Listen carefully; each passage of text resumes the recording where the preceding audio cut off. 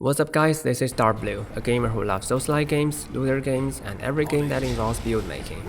Kill a ward bearer within 4 hits, done. 2 hits to take down demon engine, done. Hit a full combo of a boss and this doesn't even exceed my temporary wounds, done. Now let's take a look at my newest DPS Vanguard build. Being tanky equals high damage. Don't forget to like and subscribe. Now let's dive right into it.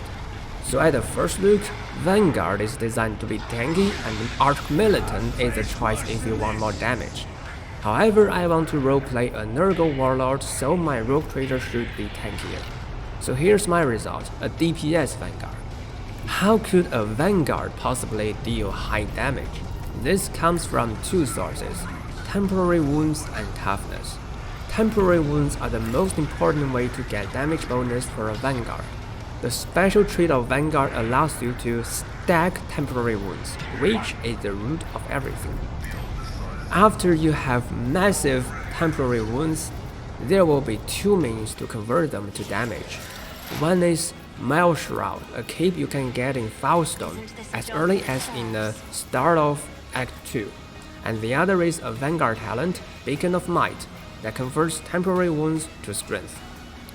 This cape gives you solid damage bonus to your base damage. This bonus can be further buffed by percentage bonuses, so it's more useful than strength, and the talent's conversion rate is 100%.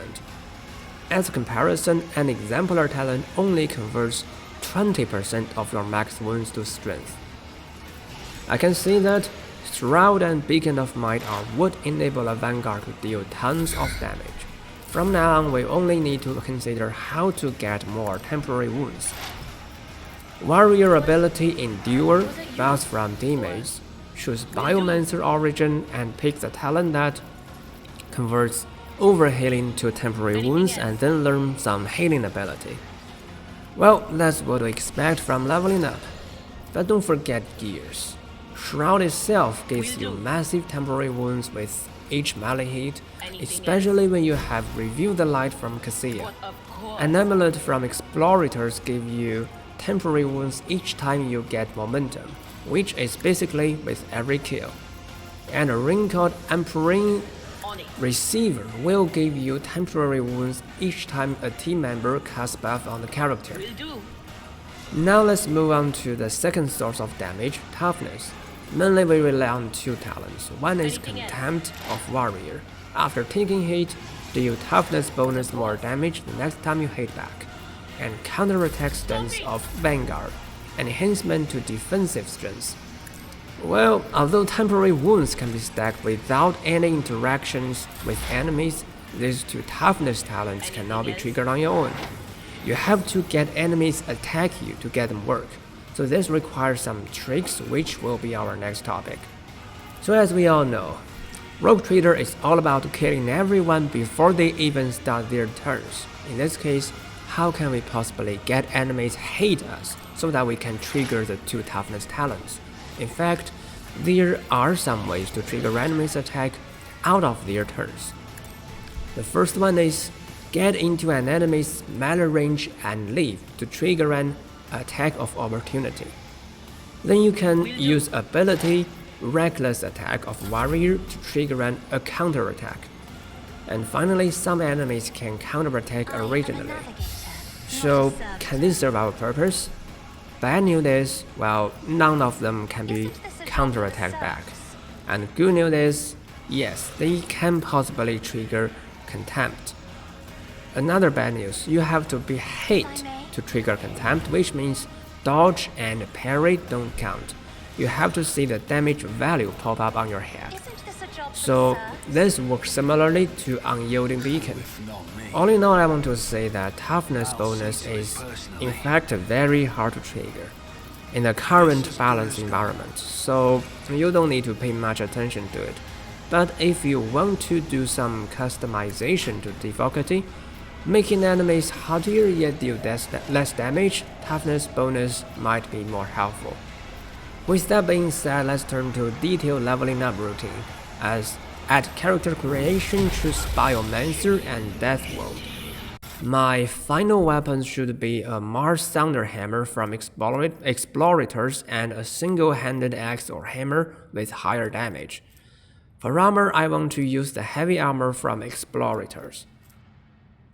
The most important accessory is Shroud from Foulstone. Remember to send them onto a Crusade of Faith.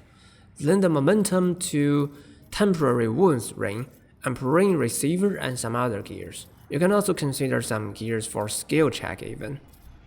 For character leveling up, refer to my choices. I'm not at max level yet, so in my plan I need the following exemplar talents. More AP at the first turn.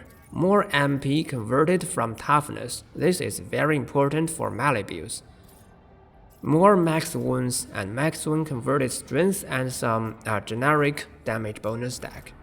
So in the end, let me conclude with my team composition. My rogue trader is a melee DPS, so I pair him with Pascal as a ranged DPS. Pascal is operative and bounty hunter. I'll introduce his build in my next video. Next, I have 4 supporters. Idera with strategist, I don't want her to cast because she will just explode herself. Cassia with strategist so that she can always act first. And 2 mercenaries, one is officer and strategist and the other is officer and tactician. Now if you want me to review my own build, I like to say it works very well. Although its damage cannot really catch up with Arc Militant, it can deal with most mobs and mini-bosses. When faced with Greater Demon, though I cannot finish him off with one turn, he can't kill me either. So this feels not bad, I guess. But guess why I, as a Chaos Warlord, fought the Greater Demon? Because when the Shard of the Sword claimed that it was a Lord of Changes, I threw it away to show my devotion to Nurgle. And now my Heretic main quest is broken and I decide to give up on this character. Next time I guess I will try a Thunderhammer Zealot. Now if you like my story or want to join me into depth of games, remember to like and subscribe. Thanks for watching, see you around. I'll make it happen.